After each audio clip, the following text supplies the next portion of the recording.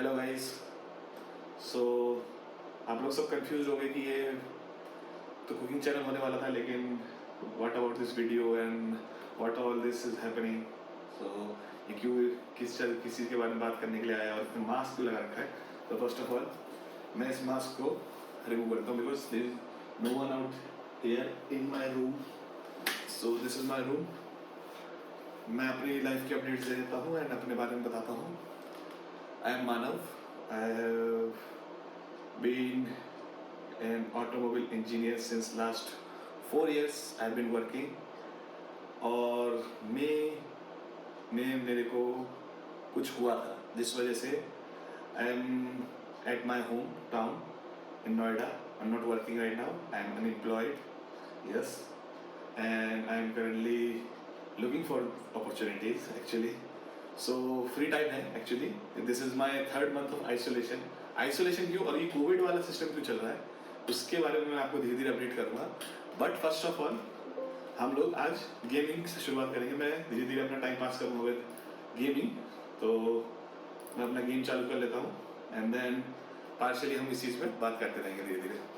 So this is my controller and you have all seen my setup. ये सब थोड़ा मोटा है बस है। और जिनको मेरे बारे में पता है my life style, I am very much passionate about painting games and you know I am very much introvert type and so there lot of like I am very much exploring into music type of guy. So मैं explore भी करता हूँ काफ़ी कुछ सारी चीज़ें experience करना चाहता हूँ काफ़ी सारी चीज़ें, लेकिन टाइम बहुत लिमिटेड है आई वुड से। बिकॉज वो सबके लिए लिमिटेड है, मैं ये नहीं कह रहा हूँ एंड वी ऑल नो कि कल को क्या हो जाए किसी को कुछ नहीं मालूम। बट मेरे साथ कुछ ऐसा हुआ जो मतलब it was a flow of you know emotions which I experience in last you know since May 2024। मे में मेरे को कुछ ऐसा हुआ जिस वजह से मेरी लाइफ पूरी अपसाइड डाउन हो गई।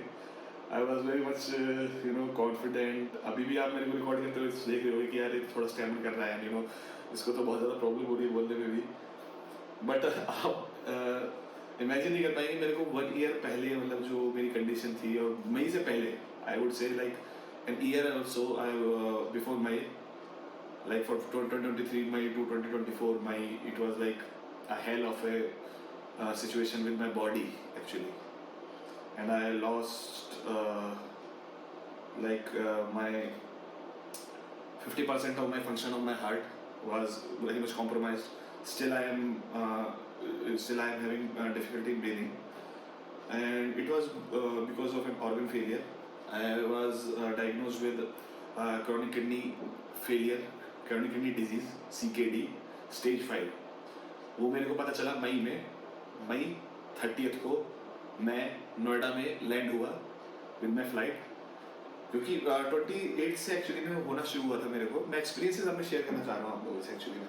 सो 28 को मैंने बहुत लोगों से एक्सपीरियंस शेयर करा and they were surprising, I am surprised. और इस टाइम पे मैं ऐसा ब्लॉग क्यों बना रहा हूँ बिकॉज मैं उस चीज़ से रिकवर करके आया हूँ। अभी मेरा ऑपरेशन हुआ, I had lot of things going on. मेरा ऑपरेशन हुआ नवंबर में, then I have 2 months of isolation completed and now it's 3rd month में ऐसा क्या होता है कि मतलब धीरे धीरे बॉडी अडेप्ट होने लग जाती है आपकी and you are getting in to your life back. मतलब आप जब अपनी लाइफ को बैक होना चाहते हैं and it was all thanks to the people which are like first of all my father, he is like God to me. उसका तो कुछ कह ही नहीं सकते। मतलब मेरे को लगता था कि हम लोग की जैसे बनती नहीं थी, और काफ़ी फैमिलीज में होता है कि मतलब ज़्यादा छोटे बेटों की या फिर मतलब ऐसा कुछ होता है कि मतलब बेटों की आपस पिताजी से ज़्यादा नहीं बनती, माँ से ज़्यादा बनती है। ये आपने सुना भी होगा काफ़ी लोगों से। सो मेरी पिताजी से इतनी बनती नहीं थी, लेकिन इट वॉज नॉट लाइक मैं जब पीछे बैक सोचता हूँ ना तो मतलब you can't even connect the dots. मतलब आप फिर डॉट्स कनेक्ट करते हो धीरे धीरे, आप उस चीज़ को ना ज़बरदस्ती कनेक्ट करने की कोशिश करते हो और आपको लगता है कि ये चीज़ तो यार इस तरीके से फंक्शन करती है। इवन पता है मेरे पास इतने सारे डाउट्स थे। मेरा ऑपरेशन हुआ और डॉक्टर से मैंने पूछा कि व्हाट वाज द रीज़न। आप सोचते हो डॉक्टर को सब कुछ पता है, doctor is a God to you, doctor is going to save you from everything. नहीं, डॉक्टर कुछ नहीं बचा सकता आपको बचा सकता है तो आपका जो फंक्शनैलिटी है, second luck in the sense कि मतलब आपकी lifestyle, and second of thing कि आपकी बॉडी किस तरीके से प्रोग्राम हुई है। वो प्रोग्रामिंग आप डिसाइड नहीं कर सकते हैं, कोई डिसाइड नहीं कर सकता। सो मैं करूंगा, बकचोदी करूंगा आज मैं, वो अच्छे से खुल के बकचोदी करूंगा, बिकॉज मेरे को अच्छा, मैं चाहता हूँ इस चीज़ पे बात करना, एंड मैं रिकवर होकर आया हूँ तो मैं इस चीज़ को शेयर करना चाहता हूँ अपने दोस्तों के साथ। And there are lot of people which are currently experiencing this kind of thing, like मतलब क्रॉनिक किडनी डिजीज के बारे में किसी को पता भी नहीं है। मतलब मेरे को तो ये भी नहीं पता था कि किस टेस्ट से ये डिसाइड होता है कि आपकी किडनी का फेलियर शुरू हो चुका है। आप फुल बॉडी चेकअप कराते हो, डॉक्टर आपको कुछ चीजें बताता है, ये चीज चेक कर लीजिए, ये चीज। इवन मेरा दिसंबर में लास्ट ईयर 2023 में मेरे को टाइफाइड हुआ था। The time which I was getting pain in my lower left lung. So वो लेफ्ट लंग में शुरू होता था, कभी राइट साइड में होता था। आई वाज लाइक यार लंग रीजन में है तो maybe it was in maybe it is my lungs are getting compromised, और मेरे हार्ट में भी सिचुएशन। सो मैंने वो सारे टेस्ट करा लिए थे उस टाइम पे, दिसंबर के टाइम पे। और मैंने एक्स्ट्रा बहुत सारे टेस्ट और एक्स्ट्रा कराए थे, echo, ECG, and you know lot of test, ultrasound, x-ray, everything. So उस टाइम पे हार्ट रीजन पे कुछ नहीं ऐसा कुछ उनको मिला, और या फिर मतलब उनको ऐसा कुछ दिखा कि मतलब कुछ ऐसा कोई कॉम्प्रोमाइज है कुछ चीज, एंड अदर टेस्ट करे, ब्लड टेस्ट वगैरह, तो मेरा टाइफाइड का वो आया, पॉजिटिव आया result. Yes, in the last stage when doctor checked, one doctor was there in AIIMS, he checked for blood pressure. मतलब स्टार्टिंग से वो ब्लड प्रेशर मॉनिटर कर रहे थे, थोड़ा ज्यादा था पहले स्टार्टिंग से 150 100, और जब आगे चेक करा तो मतलब जैसे मैंने और चेक करा तो 160 170 100 कुछ इस तरीके के आसपास था। तो उन्होंने और चेकअप करा, मतलब मे बी मेरे को 2-3 साल से भी प्रीवियसली 2-3 साल से भी मेरे को वो टाइफाइड होता रहता था। सो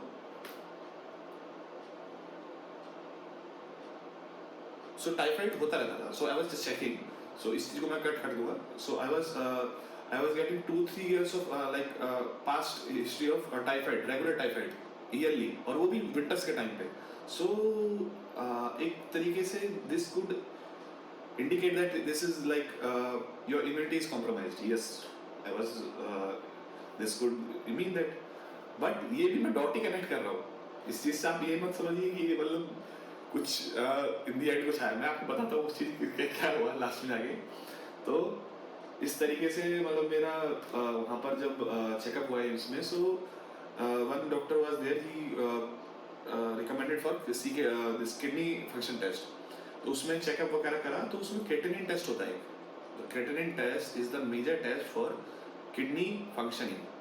अगर आपका क्रेटिनिन रेंज से थोड़ा भी बाहर है, that means you are getting compromised. अब वो that is major, very major test. सब हर ऑर्गन के टेस्ट में कुछ ना कुछ मेजर टेस्ट होते हैं। किडनी के केस में आपका ये होता है, क्रेटिनिन टेस्ट होता है। सो क्रेटिनिन मेरा उस टाइम टेस्ट हुआ था, that was level above. Yes, it was already compromised, and even my body was indicating it, and मेरा रेंज से दुगना था। मेरा 1.2 के आसपास होना चाहिए मेरा था रेंज के। See still I am getting cramps, it's just due to you know urine output. मेरे को यूरिन आउटपुट पूरा रिकॉर्ड रखना पड़ता है। Even I have a diary of that. Daily मेरा रूटीन एकदम स्ट्रिक्ट है, मेरे को डाइट भी स्ट्रिक्टली फॉलो करना पड़ता है। मैं health very, I am very much health conscious right now, because doctor ने बोला भाई अगर तुम नहीं रखोगे तो तुम्हारे तो लग चुके हैं। सो हंसते हंसते मेरे लग गए थे रास्ते, वही वाला हिसाब है। सो फिर उन्होंने किडनी फंक्शन टेस्ट करा। मेरा किडनी फंक्शन टेस्ट में दुगना क्रेटिनिन आया, एंड उन्होंने पूछा था कि आप ब्लड प्रेशर में, सो it was stage 3 that time also. मैंने बाद में इस चीज़ को बाद में जब मेरे को मई के बाद में जब इस चीज़ के बारे में पता चला कि this is kind of A kidney disease, and मैंने सब कुछ मतलब फिर मैंने अपनी रिसर्च करी।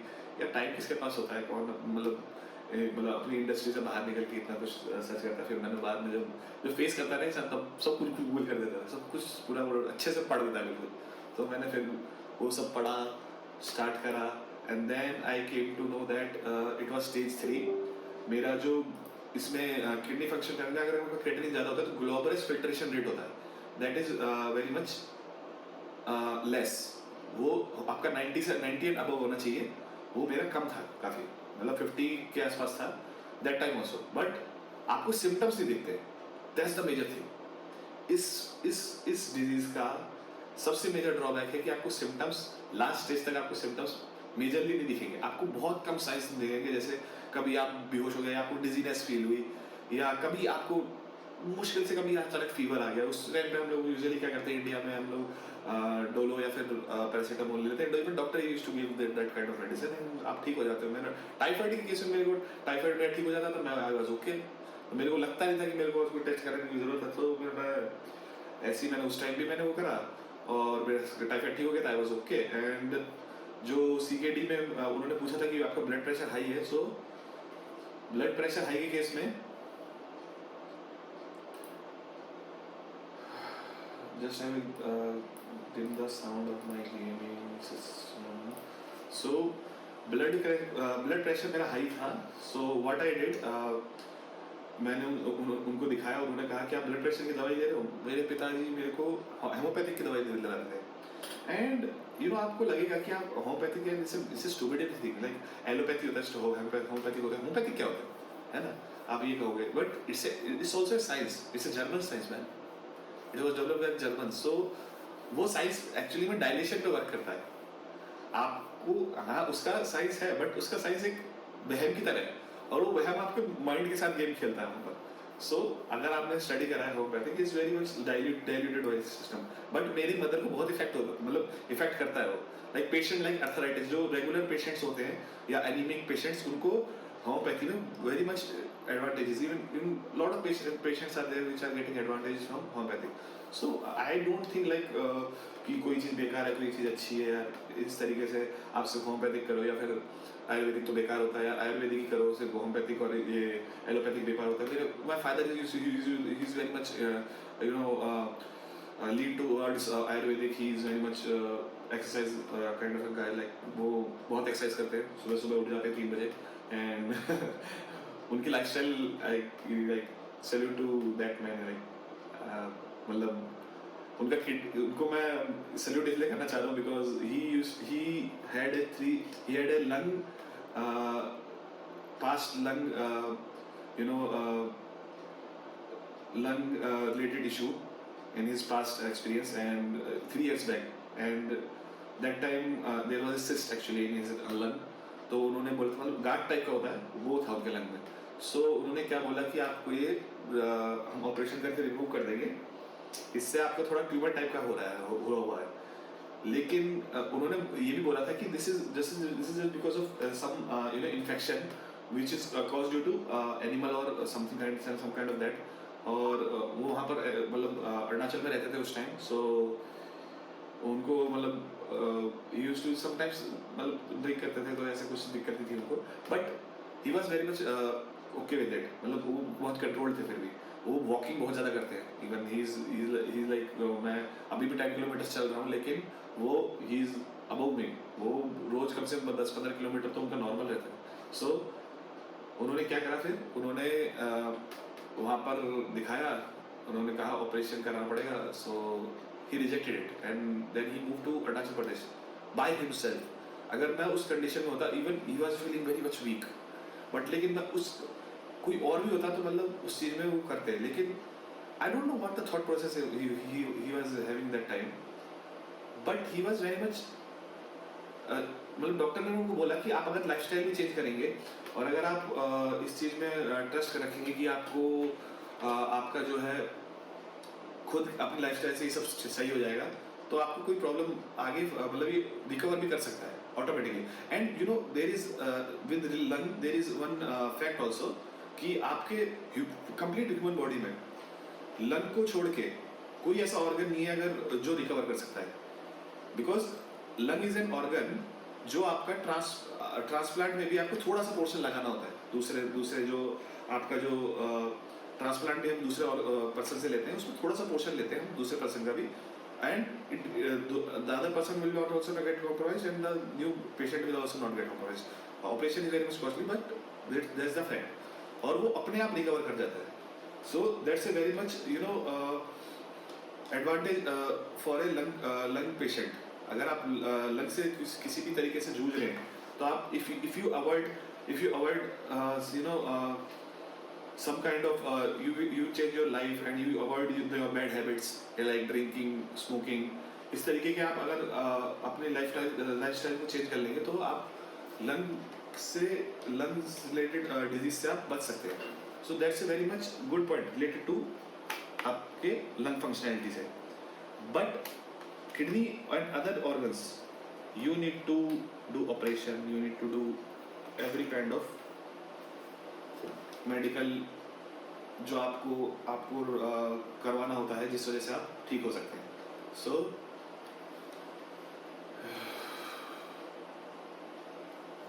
फिर क्या हुआ, मेरे पिताजी वहाँ पर गए, उन्होंने अपनी लाइफस्टाइल चेंज करी, एंड देन एवरीथिंग चेंजेस. ही मतलब हमें उनके बाद उन्होंने टेस्ट नहीं कराया था. We and my family, my mother was like इनको अभी कुछ प्रॉब्लम हो नहीं रही है, उनको उसके बाद से प्रॉब्लम हुई भी नहीं. But we were skeptical like शायद इनको प्रॉब्लम होगी आगे, या आने वाले समय में प्रॉब्लम हो जाएगी. सो मे बी हमें मतलब प्रिकॉशन लेना चाहिए या कुछ ऐसा करना चाहिए जिस वजह से इनका जो है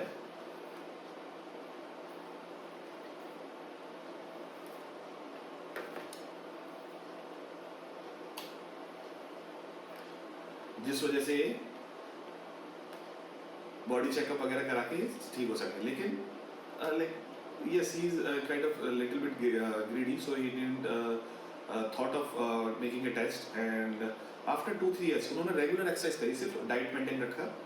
and when I had problem with my kidney, doctors ने कहा कि मैं मई में आया, मेरा 40s में फर्स्ट ऑफ ऑल मैं यथार्थ भी गया था, Yatharth hospital sector 101. I had very bad experience there. It was one day experience. मेरे को एक्चुअली पता नहीं था इतना भी. It was my first time getting into an hospital with this kind of situation. और बाद में मेरे को भी मतलब एक दो नर्स ने मतलब डॉक्टर्स ने नर्स ने बोला कि मे बी आपकी कंडीशन बहुत ज़्यादा सीवियर थी उस टाइम पे, because I was getting 3-4 days of fever, regular fever in my PG at Hyderabad. So मैं रोज़ वहाँ पे मतलब मेरे को ऐसा हो रहा था 1 मंथ से, पूरा मई मैंने मतलब यू कांट इवन इमेजिन, मेरा BP 200 से ऊपर था, है ना. यस, और 200 से ऊपर रहता था. It was like having multiple bricks. इतना प्रेशर फील होता था आपके हार्ट पे कि you are having multiple bricks stopped on your heart, and you weren't able to breathe properly, you weren't able to eat properly. आपको मैं पूरा confuse था उस टाइम पे, मुझे समझ में नहीं आता मतलब हो क्या रहा है ना. एक दो बार मतलब मई से पहले मेरे को अप्रैल के टाइम पे मेरे को एक बार फीवर हुआ था. That time it was in severe, but मतलब एडी में एक दर्द होता था सूजन की वजह से. एंड सूजन रहती थी थोड़ी सी, मतलब ज़्यादा भी नहीं थी. I was thinking like it is case of plantar fascia. Plantar fascia is a condition where your feet has a your feet is like more positional error होता है basically. आपके feet जो है काफ़ी flat होता है, उस वजह से आपके feet की position की वजह से आपको feet में AD में दर्द होता है. So मुझे लगा ये plantar fascia है, इसमें मैं अगर exercise करूँगा bending वगैरह and AD से related उसमें stretching वगैरह करूँगा तो it will get better after some time. And और कुछ दिक्कत मेरे को फील नहीं हो रही थी. सो मैं कंटिन्यू करता गया. मैंने I didn't take any leave from my work place because I was loving my job. I was very much passionate about cars and I was loving what I was doing there because it was related to all the data related to what the car I used to imagine used to drive like Nissan GTR. मेरा कभी सपना है कि मैं उसको own करूँ, Nissan GTR को, Supra को, Toyota 8, GR86 and kind of this kind of vehicles. Acura NSX. So these were my projects, initial projects. अगर मैं रुकता तो मुझे पता नहीं किस किस तरीके की गाड़ियों पे काम करने को मिलता। मतलब अभी भी अगर मैं, they are still calling me Hyderabad से, मेरे पास अभी भी they are my best team, they are my best supporters still now. जो मतलब ऑर्गेनाइजेशन लेवल पे अगर मैं बोलूँ तो hats off to those guys and they really loved me that time. हर किसी को, even I do miss them a lot. Thumbs up to you guys all. मतलब I'm still stammering. आपको आप अभी इमेजिन नहीं कर सकते मेरे साथ क्या हो रहा है। अभी मेरी body, I am taking medications of like, मेरे को 15 to 16 मेडिसिन लेनी होती है मॉर्निंग एंड इवनिंग में। सो दिस इज अभी मेरा 10 PM का है। अभी मेरे को मेडिकेशन भी लेना है। सॉरी मैं भूल गया थोड़ा गेमिंग में। सो एकदम सही टाइम पे मेरे को याद आया। इस तरीके से याद आता रहता है। And the watch is also for that reminder only. So let's take our medication and then we'll continue talking about it.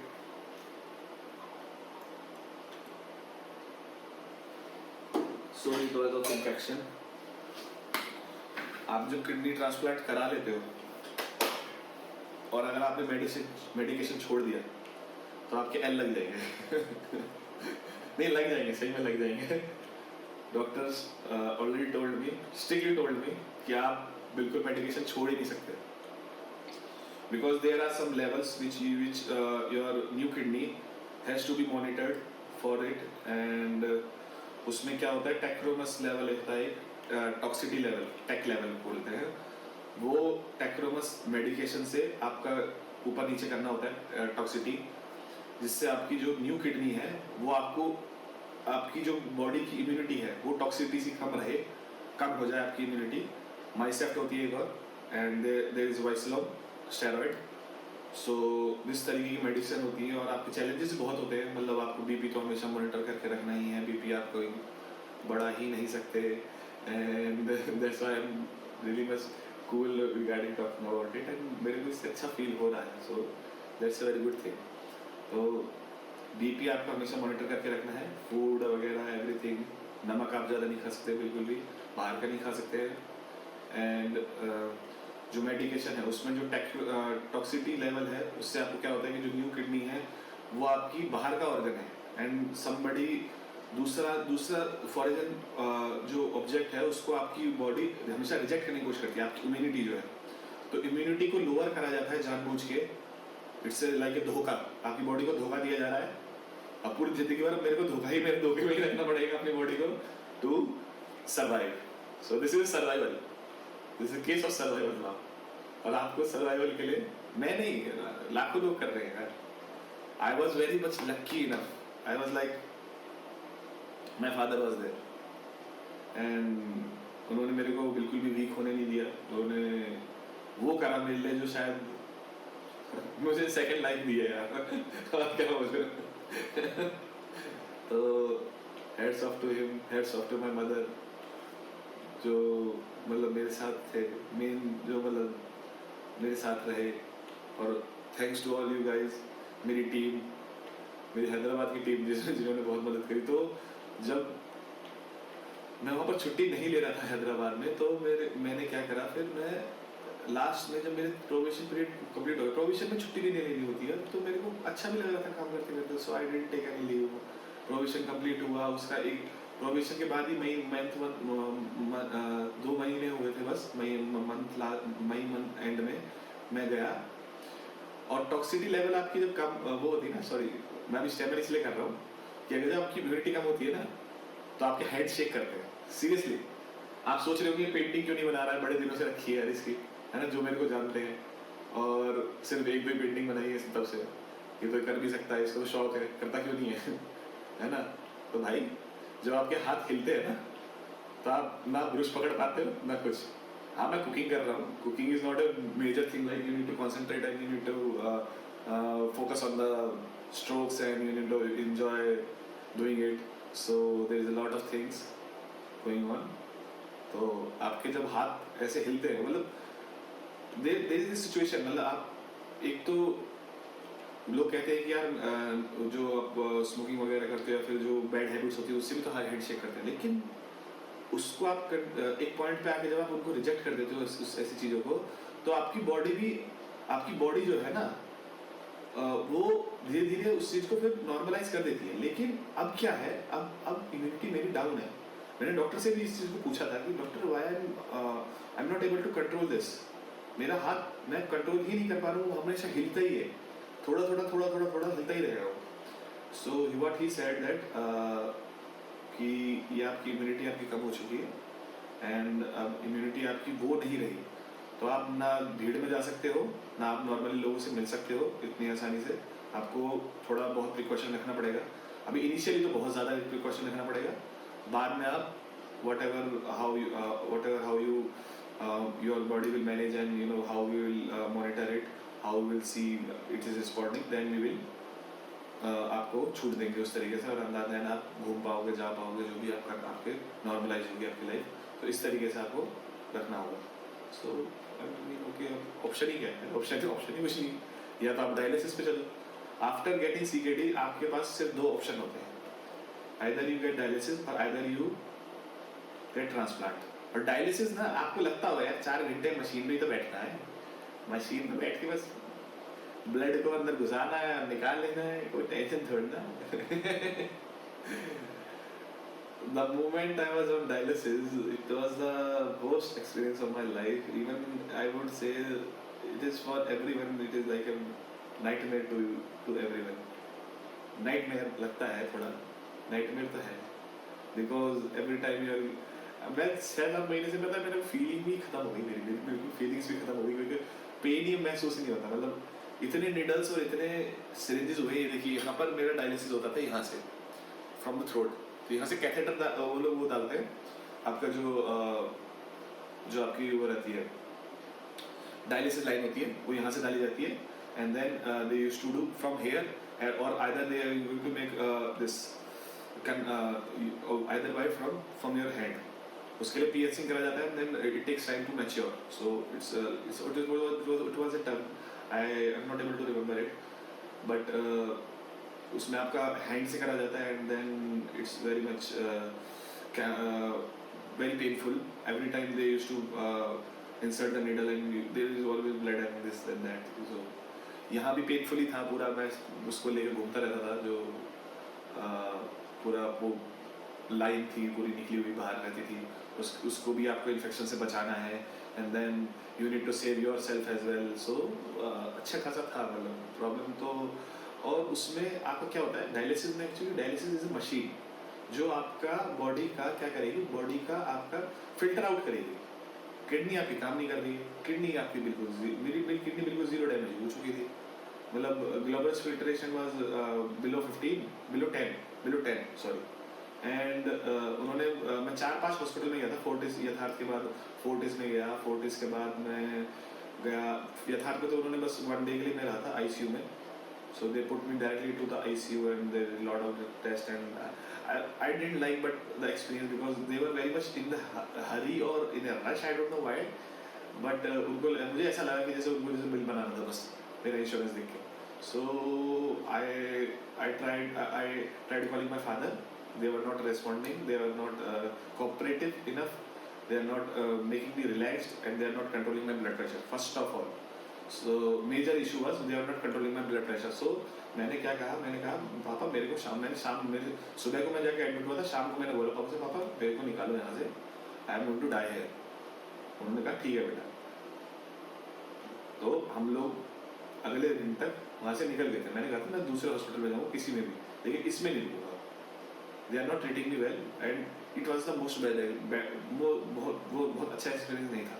So to be true, किसी का होता होगा, किसी का अच्छा होता होगा, किसी का नहीं होता होगा। I am not telling Yatharth hospital ही पूरा बेकार है या फिर वो है, but the people who treated me are not good enough. So मेरा इस चीज़ से मैं किसी को बुरा या अच्छा नहीं बोलना चाह रहा हूँ, किसी को भी। मेरा पूरा ब्लॉग ही इस चीज़ इसके ऊपर है कि मेरा एक्सपीरियंस क्या था, and what I experience is what I am sharing. So इसमें मैं किसी को बुरा या अच्छा बोलना ही नहीं चाह रहा हूँ, या फिर ये चीज़ है कि भाई यू आर गेटिंग बायस्ड और you are telling something, I am telling the facts what I have faced. So फिर मैं गया, मैंने वहाँ से अगले दिन मैंने निकाला, मैं वहाँ से निकला, मैं सीधा नेक्स्ट डे में मैं उसी दिन गया मैं फोर्टिस में मैं डॉक्टर से मिला, Anju Parvar, and she was very much so relaxed doctor, मतलब उनसे बात करके मेरे को काफ़ी अच्छा लगा। उन्होंने कहा कि आप मानो पहले आप ये ब्लड प्रेशर की दवाई लीजिए, आपको किडनी की डिजीज तो है, उनमें क्रेटिनिन मतलब वहाँ पता चल गया था मेरे को यथार्थ में कि आपका मेरा क्रेटिनिन 7-8 के आसपास है, देयर इज नो ऑप्शन। उन्होंने बता दिया था कि किसी का डायलिसिस करना पड़ेगा और kidney is not functioning anymore. So पहली बार भी मेरे फर्स्ट हॉस्पिटल में फर्स्ट उसमें ही मेरे को पता चल गया था कि मेरे को क्या प्रॉब्लम है, क्या इशू है, मैं क्या फेस कर रहा हूँ। सो आई सब टू बी फ्रैंक, मेरे को फिर उसके बाद मेरे को एक उम्मीद होती है कि भाई यार इतने कैटेगरी में भी क्या हो सकता है ना, मेरे पास क्या ऑप्शन हो सकते हैं, क्या आगे मैं क्या करूँगा इस चीज़ को लेके। तो थोड़ा धक्का तो लगा था, धक्का मेरे को लगा, धक्का तो भाई सबको लगेगा कि किडनी तुम्हारी काम खत्म बिल्कुल। अब क्यों क्यों उस चीज़ का रीज़न उन्होंने बोला कि आपका ब्लड प्रेशर हाई था, यथार्थ वालों ने, उस वजह से आपका मतलब कोऑर्डिनेटेड इस तरीके से ख़राब होता है। मतलब बाद में मेरे को फोर्टिस में मेरे को बताया गया, फोर्टिस में जब मैं गया उन्होंने मेरा ब्लड प्रेशर कंट्रोल करा, उन्होंने मेरे को ब्लड प्रेशर की दवाई दी 1-2 दिन। उन्होंने कहा कि मानो जब ब्लड प्रेशर कंट्रोल में आ जाए अपना चेक करते रहना, तब आप रिलैक्स होके आना आराम से, टेंशन मत लो। मैं एक दिन रुका, मैंने ब्लड प्रेशर की दवाई खाई, मैं काफ़ी रिलैक्स फील हुआ मेरे को। मैं अगले दिन फिर मैं गया, मैंने फिर मम्मी मैं फोर्टिस ही जाके एडमिट होता हूँ, वहीं हम आगे करते हैं कंटिन्यू। सो मैं फोर्टिस में गया, फोर्टिस में उन्होंने मेरे को 8 to 10 डेज रखा। मैंने वहाँ पर अपना मेरे सारे चेकअप्स वगैरह हुए, एवरीथिंग, अल्ट्रासाउंड से लेके पूरा body full complete body checkup उन्होंने सब कुछ चेक करा। अल्ट्रासाउंड में पता चल जाता है कि what is the size of your kidney. उन्होंने बोला आपकी किडनी का साइज श्रिंक हो रहा है धीरे धीरे, and there is no option apart from dialysis. और उन्होंने कहा कि ये स्टेज 5 है, सीधा स्टेज 5 मतलब सीधा, अब मतलब इनिशियल स्टेज हो, स्टेज 1-2 हो, जैसे मतलब दिसंबर के टाइम पे स्टेज 3 था, तो मतलब उस टाइम पे अगर मैं डायलिसिस कराता, नहीं वो सॉरी बायोप्सी कराता, so to find what's the reason, what's the cause of kidney disease, क्यों हुआ ये, उसके लिए बायोप्सी करते हैं ये लोग। उससे कुछ ये पता भी चल जाता है कि क्यों हुआ है, और ये भी होप पता चल जाती है कि कितना आप रिकवर कर पाओगे उस चीज़ से। सो उस टाइम भी अगर मैं स्टेज 3 पे भी अगर मैं कराता, तब भी बहुत कम चांसेस थे कि कुछ मैं कर पाता। उन्होंने कहा कि स्टेज 1 या 2 तक मैक्सिमम 2 तक भी 10% चांसेस रहते हैं कि आप बायोप्सी करा के भी कुछ उस पर उखाड़ लोगे, वरना आप कुछ नहीं उखाड़ सकते। सो this is the fact they told me. मतलब इनिशियल स्टेज की बायोप्सी होती है तभी आपको रीजन पता चलेगा, वरना मेरा जो आप अभी देखिए मैं अभी आपको गेमिंग रोकता हूँ।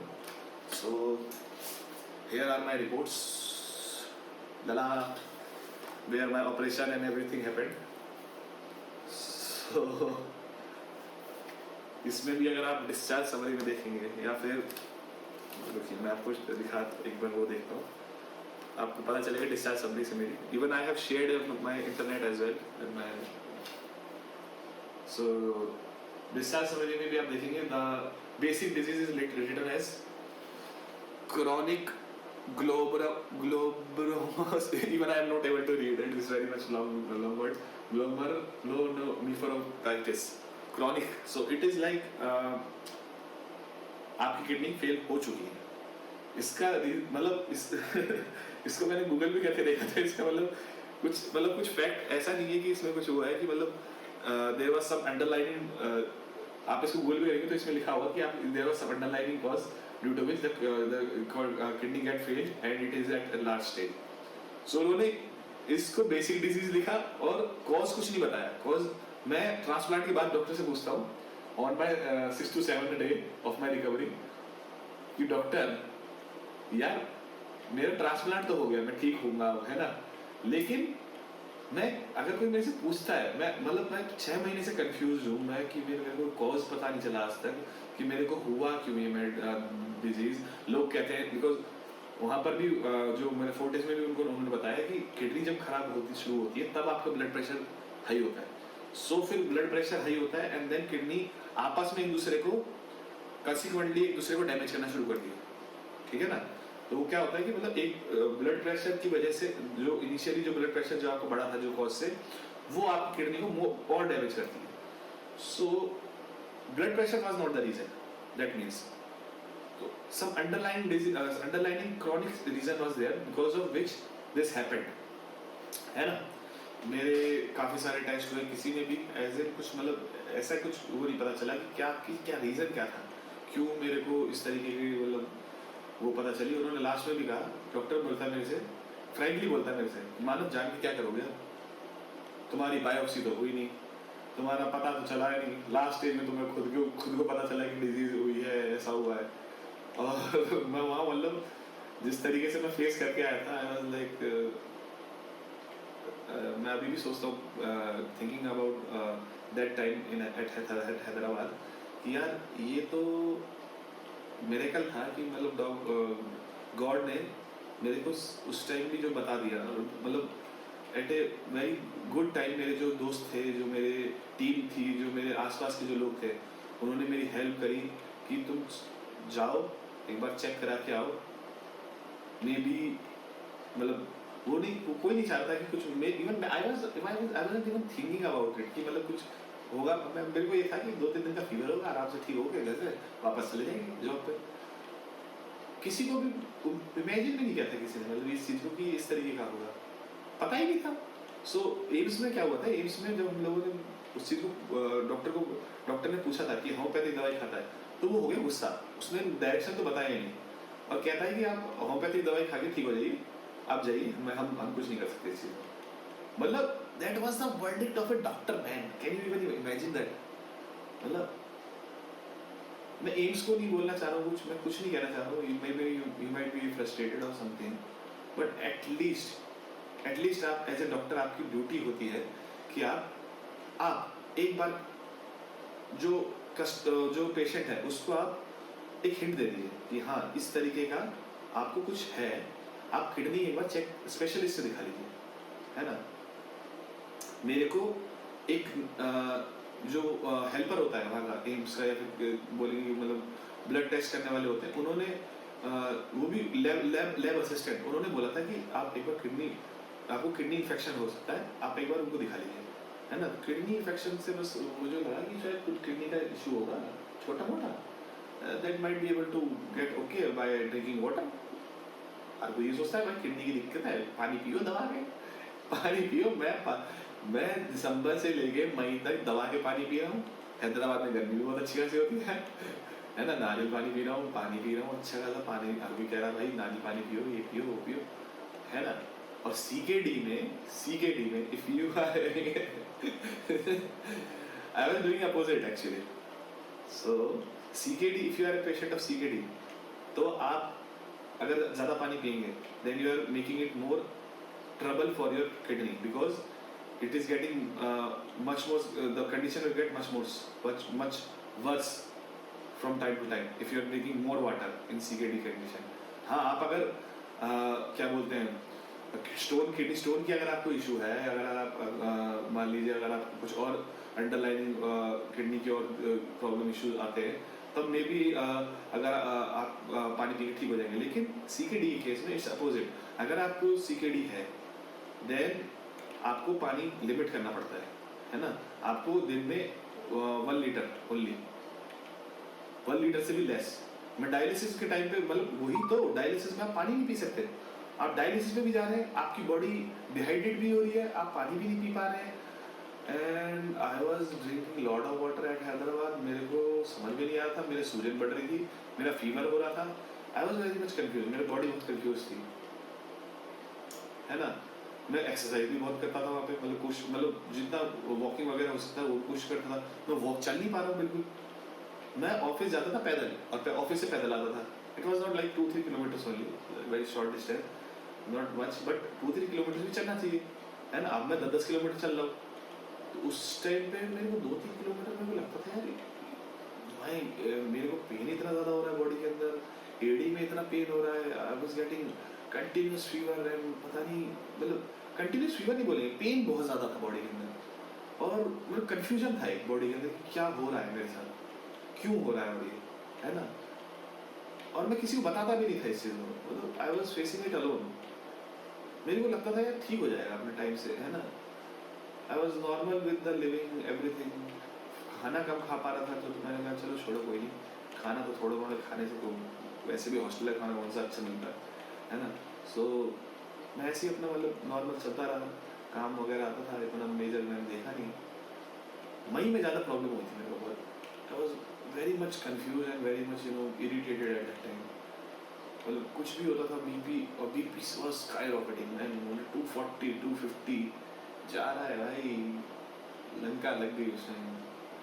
फिर मैं जब फीवर हुआ 4-5 दिन, पैरासीटामोल इंजेक्शन दिया, फ्रेंड लेके जा रहा है मेरे को रात में 12-12 बजे, मैं बेहोश हो रहा हूँ सीधा।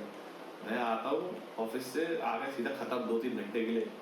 उठ रहा हूँ, दोस्त मेरा रूममेट है, वो कहता है भाई ठीक हो? पानी भी नहीं, मैं पानी तक लेने नहीं जा पा रहा हूँ जग से। So what he told me कि भाई दिखा लो। मैंने कहा भाई सही कह रहे हो। उसने कहा भाई मैं टीम को फ़ोन करता था, ये मेरा फ्रेंड था यश वहाँ पे, उसने बोला भाई, उसने मेरे एक और फ्रेंड जो विजय थे वहाँ के, जो he was living there, it was his home town.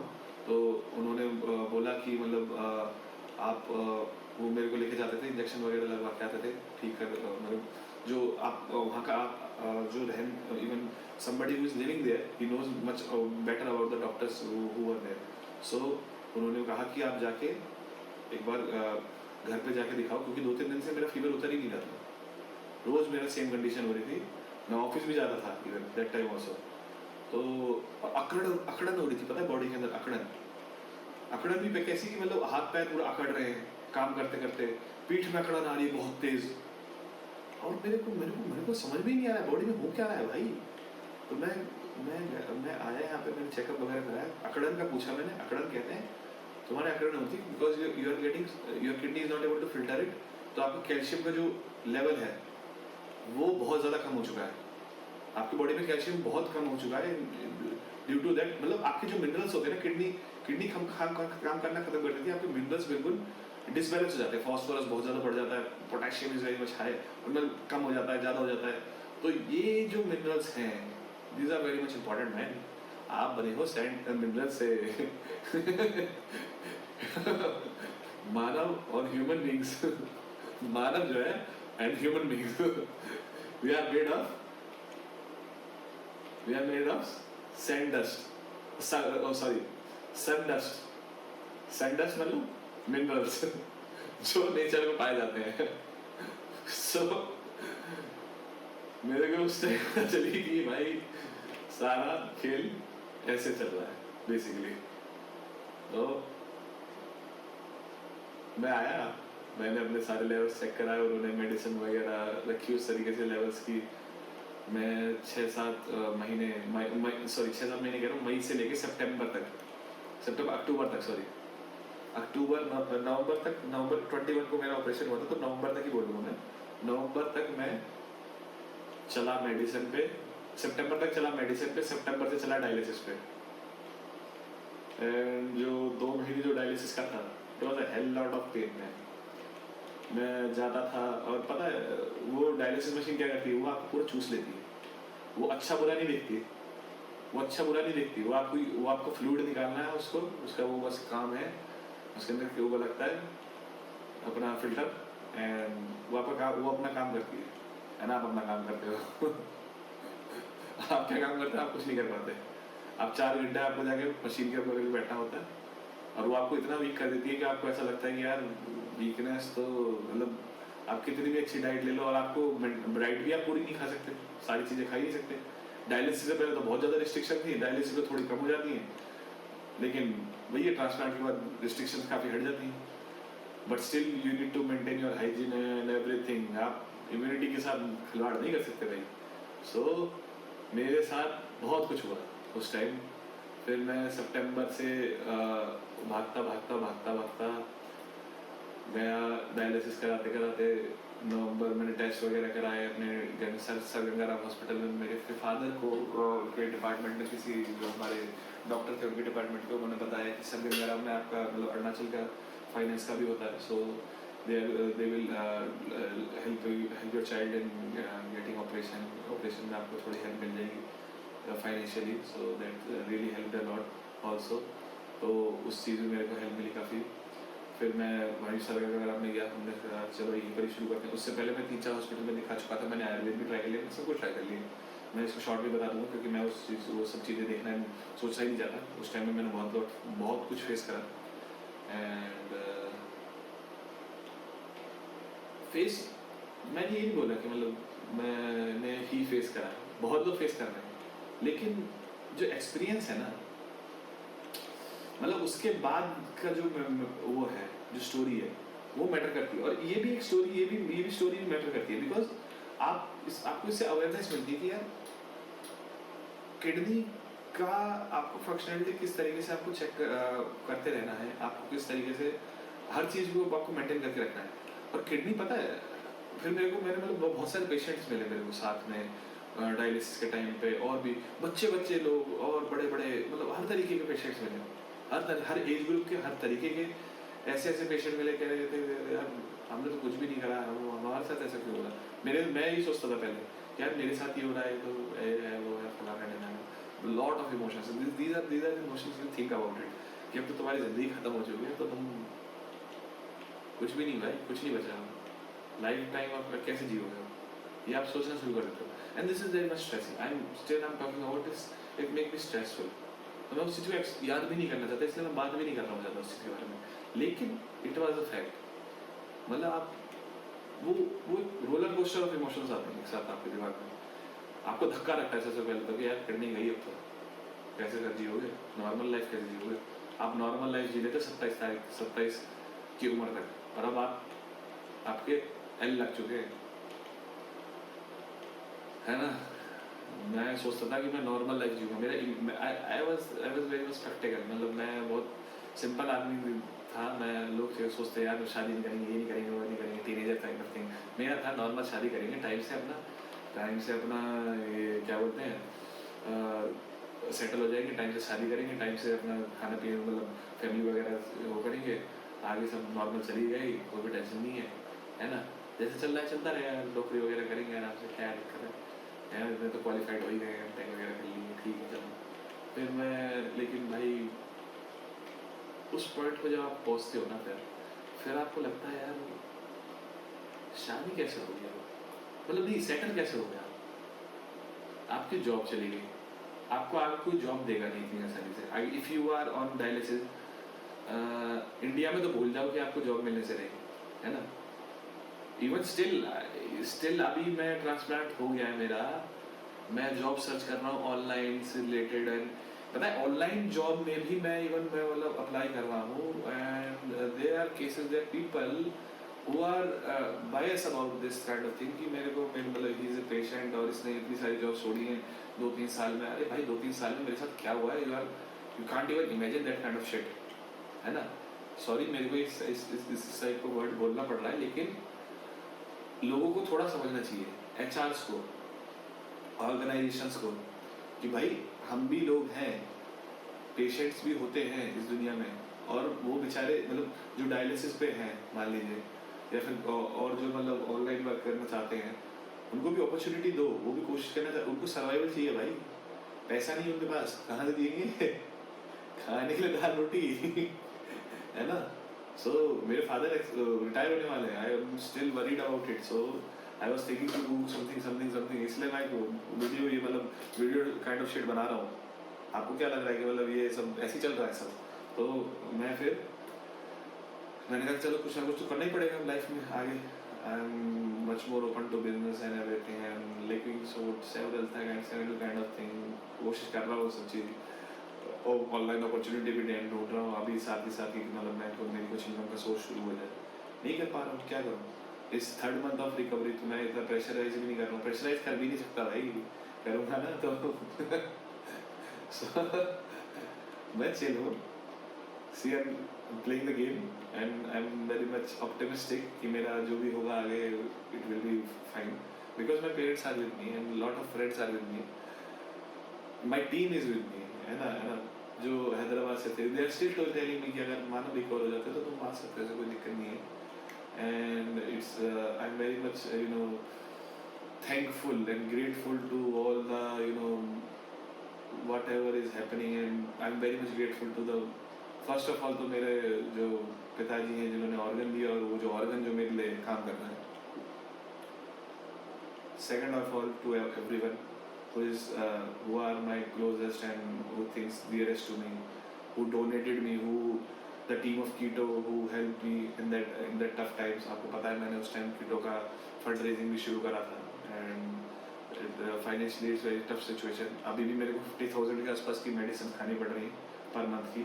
And for 6 month ये तो ऐसे ही चलेगा. उसके बाद फिर मेरे को वो धीरे धीरे करके कम होती चली जाएंगी मेडिसिन जो है. As body is going to adopt. अभी भी श्योरिटी नहीं है. श्योरिटी तो मेरी लाइफ की है नहीं आगे. श्योरिटी मतलब एज इन अगर मैं बहुत ध्यान रखूंगा तो ऐसा कुछ दिक्कत नहीं है. मतलब मैंने ऐसे केस देखे हैं कि मतलब श्योरिटी है क्या. मतलब श्योरिटी इस तरीके की है कि मतलब लोग बहुत अच्छे से ऑर्गेनाइज होकर जी रहे हैं and they are surviving after transplant. They are surviving 50 to 60 years.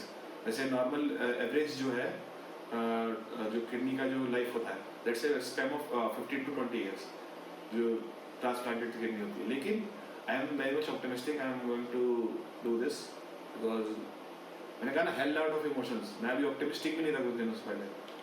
मेरे को डर लग रहा था. डर होता है भाई. डर फट के हाथ में आ जाती है जब ऐसी चीज़ होती है ना आपके साथ.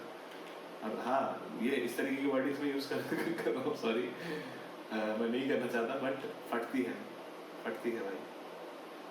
आपकी फटती है. जब आपको कैंसर होता है, जब आपको CKD होता है, जब आपको कुछ क्रॉनिक कंडीशन होती है देन आपकी फटती है. बहुत बुरी वाली फटती है भाई. मतलब मैं क्या बोलूँ. अभी भी इमेजिन करके मतलब ऐसा लगता है यार.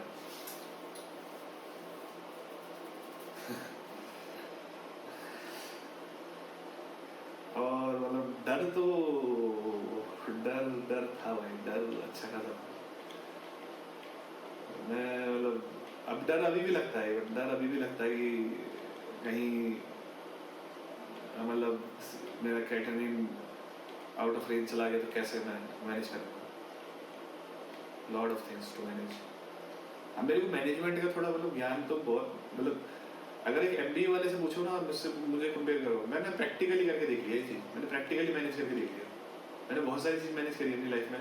काफ़ी चीज़ कंट्रोल करने की कोशिश करी. लेकिन अब इतना समझ में आया कि आप everything you can't control everything in your life. There are lot of things you can't control. Lot of things are out of your hand. Even आप पर्सनल चीज़ें आपकी यार आप उस चीज़ों को कंट्रोल नहीं कर सकते. अपने बॉडी को भी कंट्रोल नहीं कर सकते. क्यों? क्योंकि मेरे को पता है. मेरी रिपोर्ट में आप देखिए डिस्चार्ज रिपोर्ट में क्या लिखा हुआ है. History: a 27-year-old male patient is known case of hypertension. उन्होंने बोला इसको हाइपरटेंशन था. Yes, I'm overthinker. मैं ओवरथिंकर हूँ. मैं ओवर सेंसिटिव हूँ. मैं बहुत ज़्यादा सोचता हूँ. सोचता इस तरीके से हूँ कि मैं 4-5 दिन नहीं सोता था. Maybe that might get into to my body. I don't know why. I don't know what was it. लोग कहेंगे यार तू तो स्मोकिंग वगैरह है. मैं वो सब भी करता था. Yeah, it was my past. But I have seen lot of people smoking and lot of people drinking as well. और मैं तो बहुत कंट्रोल वे में करता था हर चीज़. मेरे को ये नहीं बोलेगा कि पागल हो गया बहन वो घूम रहा है और पागल. सॉरी मैं गाली दे रहा हूँ लेकिन मतलब मैंने कभी इस तरीके का मिसबिहेव किसी के साथ नहीं करा उस कंडीशन में भी. और कभी आज तक मेरा कोई मतलब रोड एक्सीडेंट या कुछ मैंने किसी को रिस्क पे डाला in that scenario as well. I was always thinking about very much sensitive about the situation. I was very much sensitive about what I was doing. Even I am doing over. I was in a controlled environment. I was looking about the environment where I am doing this kind of shit. So हाँ लेकिन मैं सोचता बहुत था हर चीज़ को लेकर. Situation को लेकर. Situation what about the life. हम मैकेनिकल इंजीनियर सोचते तो है भाई. तो क्या करना. किसी दिमाग में ज़्यादा सोचा जाती है. तो सोच ऐसी है कि मतलब मेरा वो रात में नींद नहीं आती थी. और नींद ना आने के भी कुछ और कारण भी है कि मेरे को सपने बहुत आते हैं. सपने मतलब 4-5 सपने एक साथ आ रहे हैं. अभी तो मतलब काफ़ी मैंने उस चीज़ का मैंने एक्सपेरिमेंटेशन करके अभी रिसेंटली और इस चीज़ का सॉल्यूशन भी मैंने ढूंढा. पता है आपको ये चीज़. मतलब ऑपरेशन के बाद मेरे को 3-4 दिन के लिए मतलब लगातार सपने आए थे. 4-5 सपने एक साथ. And your brain is completely fucked up. मतलब पूरा मॉर्निंग के टाइम पे जब आप उठते हो ना ऐसे सपने जो आपको याद रहते हैं. इवन आपको याद रहता है वो एक चीज़ क्या हो रहा है सपने में, इट वाज विविड इमेजिनेशन कहते हैं ना, that kind of shit is there. So मैं उस तरीके के मेरे को सपने आते थे. And what smoking and other kind of shit I was doing because of this only the reason, because उसके बाद जो है ब्रेन मेरा फंक्शनैलिटी थोड़ा कम कर देता था. And you can even research about it कि if you take some kind of smoke weed or something like a marijuana type, तो वो आपको आपके जो आपकी इमेजिनेशन है उसको थोड़ा मतलब सोते टाइम आपको थोड़ा कंट्रोल वे में आपको रिलैक्स कर देता है काफ़ी. सो मेरा आई थिंक बिकॉज सपने आते भी इसलिए क्योंकि आप सोते टाइम आप ज़्यादा सोच रहे हो तो आपका ब्रेन ज़्यादा फंक्शनैलिटी कर रहा है, आपका जो है बॉडी बहुत ज़्यादा वर्कआउट कर रही है सोते टाइम भी. सो मैं चिल्लाता भी था सपने सोते टाइम, एंड सोते सोते गिर जाता था, सोते सोते I am not able to sleep properly. Anxiety is because of anxiety, PTSD, traumas which I faced in past life. उसके बारे में बात ही नहीं करनी है, छोड़, जो भी है लोगों ने जैसा दिया, लोगों वही है ना, लोगों का काम है कहना छोड़ो कल की बात है, कल की बात करनी. अभी मेरा सिद्धांत बन चुका है, अगर मैं इस चीज़ को अभी भी सोच के बैठ जाऊँगा तो फालतू का मेरा ही नुकसान होना है, किसी और को तो कुछ फर्क पड़ना नहीं है. सो everyone is selfish and I'm getting I can't think much about everything going on in this world. Lot of problems are there, lot of things are there. अभी मैं फालतू की चीज़ें सोचूंगा तो बस हो गया.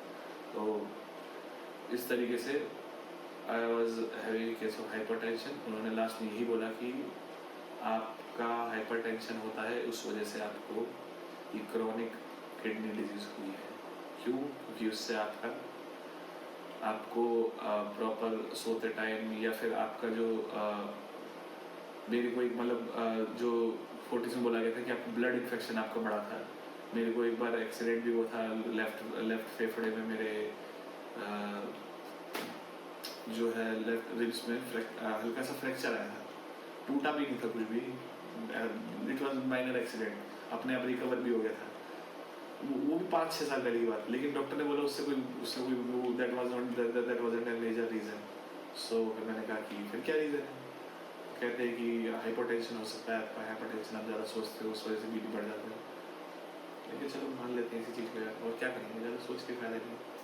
सो इस तरीके से फिर मैं अब मेरा नवंबर 21 को मेरा ट्रांसप्लांट हुआ, मेरे टेस्ट हुए.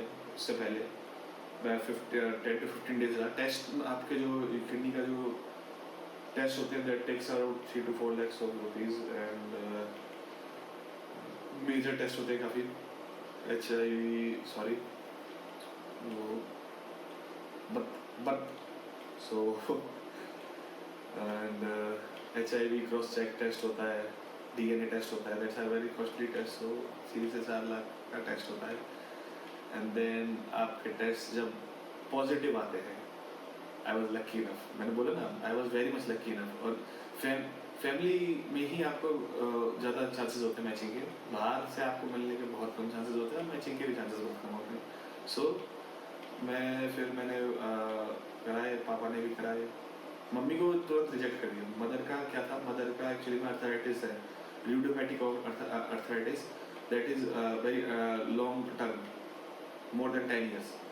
सो उनको अरुणाचल से ही हो गया था, तो हम अरुणाचल में रहते थे चाइल्ड मेरे 10th स्टैंडर्ड के आसपास. सो तभी उनको अर्थराइटिस था 7-8 से, तो 10 years से ऊपर हो गया अर्थराइटिस हुए. तो उसकी वजह से उन्होंने कहा कि नहीं, मदर नहीं दे सकती, मदर इस कम्प्लीटली, तुरंत उन्होंने देख के मना कर दिया. फिर मेरे फादर का ब्लड ग्रुप भी एक था, तो उन्होंने कहा कि चले फादर का टेस्ट करके देखते हैं. I was very much feared because my father had a history of lung just 3 years back. तो मैं डरा हुआ था यार, किडनी तो मिलने से रही, और बाहर से आप किडनी मतलब लीगली आप इंडिया में बंगाल स्टेट के अलावा आप लीगली कहीं से पैसा देके आप किडनी नहीं ले सकते. So you only had option कि आप किसी जो आपको विलिंगली दे रहा है, that's the only option you had. So मैं वियर्ड कि मैं इसी तरीके से जीऊँगा। तो मैं पता है मेरे दिमाग में क्या आ गया था, जितना टाइम है मेरे पास, क्योंकि आप डायलिसिस में भी ना इंसान कितना जी सकता है। डायलिसिस पे इंसान की लाइफ एक्सपेक्टेंसी होती है वो होती है आपकी सिर्फ 5 to 6 ईयर्स मैक्सिमम। मतलब बहुत रेयर केस होंगे आपके जो 10 ईयर्स तक खींच जाएंगे, मतलब। और बहुत रेयरेस्ट केस होंगे कि मतलब इंसान चल रहा है मस्त एकदम 15-20 साल तक आराम से चले जा रहा है। नहीं तो on an average 5 to 6 years होता है, उसमें आपका बंदा जो है वो खत्म हो जाएगा, वो ही इज डेड, वो सर्वाइव नहीं कर पाएगा। Because the tension, the 4 hours of pressure, और उसके बाद भी आपको वॉमिटिंग आ रही है, आपका sugar levels are very much spiked, मतलब बहुत ज़्यादा कम हो जाता है तो आपको फ्रिट्स आ जाएंगे। मेरे को दौरे आए डायलिसिस के टाइम, फर्स्ट टाइम डायलिसिस मेरा हुआ and it was my sugar बहुत ज़्यादा डाउन हो गई। डॉक्टर वाले ये हॉस्पिटल वाले तो कोई बताते नहीं है, वो तो बस लगा के आपको चले जाते हैं, उनके पास बहुत काम है, they are very much busy है भी भाई। इंडिया में medical facilities are very much compromise, so they were very much. मैं फर्स्ट टाइम गया डायलिसिस में, मेरी फटके 4 हो गई। फटके कैसे 4 हो गई? फटके तो 4 होती थी भाई, मतलब फ्रिट्स आया 10 मिनट्स के लिए मेरा ब्रेन वाज शट डाउन। आप ये समझिए 10 मिनट के लिए मेरा ब्रेन डेड है, I was brain dead and मेरी बॉडी बस फंक्शन कर रही थी। माय ऑल रीडिंग्स जो मेरी थी बॉडी की वो सब अर्जेंसी में गई सीधा, पूरे डॉक्टर वगैरह सब भागते हुए आए। पापा ने मेरा चेस्ट दबाया उस टाइम, है ना, मेरा पूरा ऐसे पूरा मुंडी हो गया और साइड में मतलब दो एकदम झटका सा आया और पूरा ब्रेन एकदम ब्लैंक, कम्प्लीटली ब्लैंक। मेरी मदर 1 घंटे पहले निकली थी हॉस्पिटल से घर के लिए कि चलो अब टेस्ट के टाइम भी था वो एक्चुअली में, जब मेरे टेस्ट हो रहे थे तो मेरी मदर निकली थी 1 घंटे पहले घर के लिए एंड फादर थे मेरे साथ। रात का समय था, 7-8-9 बजे का समय। I was admitted to the hospital and 9 बजे ख़त्म होने वाला था। 15 मिनट पहले डायलिसिस 9 बजे ख़त्म होने वाला था, 15 मिनट पहले मेरे को फ्रिट्स आया। उन्होंने तुरंत डायलिसिस बंद करा, मेरे शुगर लेवल्स चेक करे, शुगर लेवल्स पहुँच गए थे 60-70। नॉर्मल केस में आप अगर नॉर्मल ह्यूमन बीइंग का देखोगे 70 to 150 is a normal level of sugar. लेकिन अगर आप डायलिसिस करा रहे हो तो आपको मैक्सिमम रखना चाहिए, बिकॉज वो आपका जो खींचता है, ब्लड आपको खींचता है तो वो शुगर लेवल्स को भी डाउन करते रहता है। तो उस शुगर लेवल को अगर डाउन करेगा तो आपका जो ब्रेन डेड और फिट्स और इस तरह की कंडीशन जो है, मतलब वीकनेस की कंडीशन बहुत ज़्यादा बढ़ जाएगी। वीकनेस की कंडीशन, फीवर की कंडीशन, ये तरह की कंडीशन आपकी बहुत ज़्यादा बढ़ जाएगी। इसको मतलब ये कंडीशन ही बोलते हैं, क्या बोलते हैं, dialysis disequilibrium syndrome. So this is a term. तो डिसइक्विलिब्रियम वो तो मतलब डिसइक्विलिब्रियम एक वो भी केस होता है कि मतलब फिल्ट्रेशन रेट किस तरीके से चल रहा है मशीन के थ्रू और आपके बॉडी में कितना स्पीड से आपका ब्लड जा रहा है, that's because of disequilibrium syndrome. But ये कंडीशन होती है शुगर की वजह से। तो शुगर मेरा उस टाइम पे बहुत ज़्यादा कम हो गया था। डिसइक्विलिब्रियम भी हुआ वो because first time I think dialysis हुई थी एंड उनको फर्स्ट टाइम तो डिटरमाइन वो मतलब एक नॉर्मल उस पर चला के स्पीड में चला के चले जाते हैं। सो मेरा फर्स्ट टाइम हुआ एंड आई हैड फ्रिट्स एंड उसके बाद से फिर मेरी ब्रेन की जो एंटी डिप्रेसेंट और जो ओवर थिंकिंग की जो मतलब मेडिकेशन है जिससे थोड़ा ब्रेन जो रिलैक्स रहे, और अभी तक चल रही है वो medicine even level. So that's what I am taking, anti depressant and relaxant medicine है काफ़ी। वो मेरे को शायद आई थिंक मेरे को हमेशा खानी होगी because I think a lot, feels a lot and that's a downside, that's a major downside। हम बहुत से लोग होते हैं यार दूसरों को कर देते हैं। मैं I was having a nature like thinking only on myself and taking toll on my body, so that cost me many things। so ये हुआ और उसके बाद फिर मैंने अपना किडनी ट्रांसप्लांट करा है 21 तारीख को, 21 नवंबर 2024 को मेरा ट्रांसप्लांट हुआ। Father we had matching pair, मेरे फादर ने मेरे को किडनी दी। बहुत से लोग इस चीज़ पे एग्री करेंगे, डिसएग्री करेंगे, बट तुम क्या लो? He was my father. It was my situation. It was our decision. Nobody cares. Nobody thinks about it. तुम जान के भी मतलब जानना तो तुम्हारे लिए जरूरी है, लेकिन हाँ बहुत से लोग बोलेंगे कि यार फादर से किडनी ली, बुरा लगता है। बुरा लगा मेरे को भी लगा बहुत, उस टाइम में मेरे को लग रहा था बुरा। But you are out of options man. जब आप आउट ऑफ ऑप्शन होते हो तो वही है ना, आप सर्वाइवल के लिए आप फिर अब देखते हो। तो this is a matter of survival and my father agreed या मैं ही दूंगा, ऐसा कुछ नहीं होगा, कुछ परेशानी नहीं होगी, सब नॉर्मल हो जाएगा my life. And I salute my father and he really helped, he really made me survive all of this। उसके बाद मेरा ट्रांसप्लांट हुआ। ट्रांसप्लांट के बाद 1 महीने तक तो मैं डाउट की स्टेट में था। 15 दिन तो मैं इतने डर में था कि मतलब जब मैं वहाँ हॉस्पिटल 15 दिन रखा गया था, मेरे 7 to 8 days रखा जाता है, 15 days, बिकॉज मेरे को इन्फेक्शन भी हो गया। और जैसे ही आप सुनते हो कि आपको इन्फेक्शन हो गया है, आपकी और फट जाती है। बिकॉज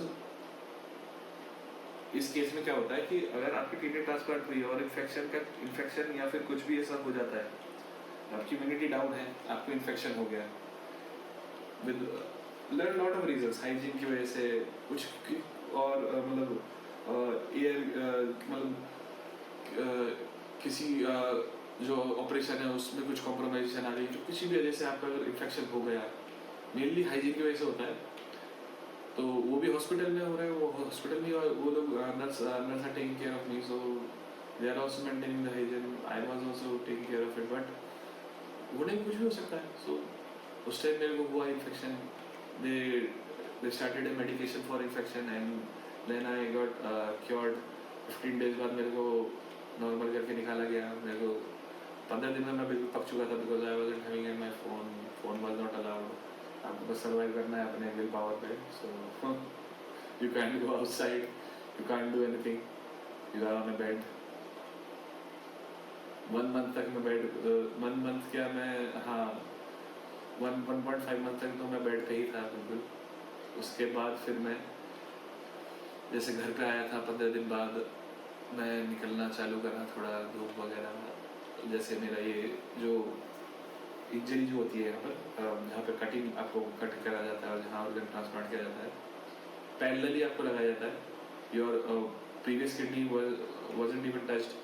तो मेरे पास 3 किडनी के इंसान है अभी, तो 3 किडनी है हमारे पास अभी, बट उनमें 2 काम ही नहीं कर रही हैं। सो वो पैरेलली आपके लगाई जाती है, देन फिर आप उसके साथ आपको उसका केयर करना होता है बहुत ज़्यादा। तो आप डॉक्टर ने बोला कि भाई इमोशंस को कंट्रोल करना है, बीपी को भी चेक करते रहना है, सब चीज़। It takes lot of stress and toll. वही मैं एग्जॉस्टेड हो रहा हूँ, मैं फिर बाद में इस चीज़ को रिकॉर्ड करूँगा। सो सम देयर विल बी 2 ब्लॉग्स। मैं फर्स्ट इस वाले में शेयर करूँगा हाफ स्टोरी, कुछ चीज़ें बाद में शेयर करूँगा। कल से हम कुकिंग का एक्चुअली में वीडियो शुरू करेंगे। My first cooking vlog will be related to my the power of Mumbai शहर। मुंबई शहर क्यों चुना हूँ मैं, इसलिए क्योंकि उसकी वाइब्स बहुत अच्छी लगती है मेरे को। मैं गया हूँ मुंबई एंड वाइब्स अच्छी लगती है। दिल्ली भी है, दिल्ली का भी करेंगे, दिल्ली का सेकंड करेंगे। पहले मुंबई से शुरुआत करते हैं, क्योंकि वहाँ की एक बजट थी जो दिल्ली भी आ गई, तो वो बजट भी बनेगी। It was the power of Mumbai, जो पावर हाउस ऑफ मुंबई है, दैट इज वड़ा पाव। वड़ा पाव से हम शुरुआत करेंगे, वड़ा पाव कल बनाएंगे and then I am going to share normal history of it. मेरा cooking vlog will be different kind of a different approach. I will be sharing, I would be detailing you about completely about the dishes, और ये आलू है और ये है ये है कांदा और ये है इसमें मसाला। मैं सीधा आपको शो करूँगा कि how it's going to be made, and we will be talking about during that time I will be talking about the history of that dish and how it started, how it came to existence. So Mumbai में किस तरीके से वड़ा पाव की शुरुआत हुई, what the history connected with these, it's a part dish। so हम उसी type बात करेंगे, अभी बात करनी इतना नहीं। अभी मेरा ब्लॉग है जो वो है इस एक्सपीरियंस के बारे में। सो फिर क्या हुआ, फिर मैं अब 2 महीने हो चुके हैं, मैं 2 महीने में मैंने बहुत इमोशंस मेरे मतलब मैंने देखे मेरे अपने साथ, क्या क्या हुआ मेरे साथ, मतलब अब क्या बताऊँ मैं, next level, it was next level shit. मैं कभी मेरे को लगता था यार सब कुछ ओके हो चुका है, कभी लगता था यार नहीं अभी तो बहुत कुछ बहुत लाइफ तो ऐसी चलेगी, अगर मैं ओवर थिंक करने लग गया तो, अगर मैं मेरी मेडिसिन ही हो गई, अभी देखिए मैं ओवर थिंक कर रहा हूँ एक तरीके से, this is also kind of over thinking process. But मैं आपको इमोशन बताना चाह रहा हूँ कि मैं किस तरीके की सोच रखा था उस टाइम में, अभी भी जो मैं सोच रखा था, and still I am not sure. But आप क्या कर सकते हो, आप इस टाइम पे क्या कह सकते हो, मैं जो होना था वो हो चुका है, जो कर सकते थे वो कर दिया है, जो करना है वो that is in my hand. So अब मेरे पास यही ऑप्शन है कि मैं ऑप्टिमिस्टिक रहूं, लाइफ के बारे में आगे पॉजिटिव सोचूं, एंड इस चीज़ को मेरी एक्सरसाइज शुरू हो गई है, मैं धीरे धीरे रिकवर कर रहा हूँ। अभी करंट सिचुएशन इज दैट कि डॉक्टर मेरे को सिर्फ 2 टाइम से 1 टाइम विजिट हो गई है मेरी। मैं वीक में मेरे को 2 बार डॉक्टर के पास जाना था। This visit to the doctor is completely life time, मेरे को जाना पड़ेगा। बट ड्यूरेशन मैटर्स, वो कभी कभी मतलब एज सिचुएशन गेट वर्स, कभी बहुत ज़्यादा भी बुला सकते हैं, कभी कम भी बुला सकते हैं, वैसे कम होती चली जाती है नॉर्मली जैसे जैसे आपका वो है। और अगर आपको कुछ भी दिक्कत होती है, एब्नॉर्मलिटीज आपको फील होती है बॉडी में, तो वो आपको तुरंत डॉक्टर को, नेफ्रोलॉजिस्ट को अपने जो मेन नेफ्रोलॉजिस्ट है उनसे बातचीत करनी है, उनके टच में रहना है एवरी टाइम। मेरे को कोई और बीमारी होती है, मैं नॉर्मली कोई दूसरी मेडिसिन नहीं ले सकता ऐसे ही कैजुअली कि भाई डोलो ले लिया, फिर कुछ भी ले लिया, कुछ भी दवाई लेने से पहले मेरे को अपने नेफ्रोलॉजिस्ट से बात करनी होगी, and then I am able to survive. And you know, ये देखिए, ये इस तरीके का मेरा जो वीकली जो मेरी विजिट्स होती है, what was I was doing in 2 months, ये मेरे इस तरीके के मेडिकेशंस हैं काफ़ी सारी, है ना। And this is kind of blood test, ये ब्लड टेस्ट हमेशा होते रहेंगे मेरे फुल लाइफ टाइम। 3 से 4 ब्लड टेस्ट होते हैं, CBC and you know tech level जो टॉक्सिटी लेवल है उसका, एंड यू नो इससे related these are all fees receipt and everything. So करीबन 4-5-6-7 हज़ार का आराम से हो जाता है every time. So ये this is a normal thing. Apart from the doctor's fees वो अलग है, और अगर इन्फेक्शन वगैरह हो गया आपको तो वो उसके अलग टेस्ट होंगे और उसका सब अलग है। So this is the situation. अभी भी मेरे को इस 1 month and 1.5 month की ड्यूरेशन में मेरे को एक और बार इन्फेक्शन हुआ था, तब भी मेरे को मेडिकेशन शुरू करी थी मेरी इन्फेक्शन की। मैं इन्फेक्शन की अभी भी लेता हूँ, एंड स्टेरॉइड्स भी चलते हैं, उससे क्या होता है शुगर लेवल ज़्यादा हाई हो सकते हैं। तो मैं अगर शुगर ज़्यादा खाऊंगा इस टाइम पे तो मेरे को बहुत ज़्यादा दिक्कत हो जाएगी। Lucky enough I am not very much addicted to sugar, मेरे को शुगर इतना पसंद है नहीं, तो मैं ज़्यादा खाता भी नहीं हूँ। So this is the situation I am currently living with. Hope everything is fine and you learn a lot of things. Next blog में, मतलब next time we are going to talk about कि हम इस situation से बाहर कैसे निकल सकते हैं। मतलब बाहर तो निकलना ही है यार, मतलब आप क्या कर सकते हो, you don't have any options left, है ना। या तो आप सरेंडर कर दो, या तो आप बात ही क्या करनी, बात कर ही लेते हैं। Either you surrender yourself to the situation, और either you live, you fight for it. And yes I fight for it, I am going to fight for it. मेरे पास और कोई सिचुएशन नहीं है, मेरे पास और कोई विकल्प नहीं है, मेरे साथ कोई खड़ा नहीं है मेरे पेरेंट्स के अलावा। और अगर मेरे कुछ हुआ तो मेरे पेरेंट्स को ही इफेक्ट पड़ेगा, उन्होंने इतना बड़ा सेक्रीफाइस किया है, और उसको मैं ऐसे ही तो जाने नहीं दूंगा, दैट आई डिटरमाइंड। तो मैं एक्सरसाइज मेरी शुरू कर दी है, मैं फिटनेस पे बहुत ध्यान दे रहा हूँ। डाइट तो मेरी from the first day after the transplant it was always the fresh, you can't eat outside food, always fresh food, always तुरंत कुक किया हुआ फूड। तो ये सब आपको that's a normal for a kidney transplant patient. So this is my life, this is everything. Thank you guys. Next we will talk about how we will be meeting on our food blog channel, so stay tuned.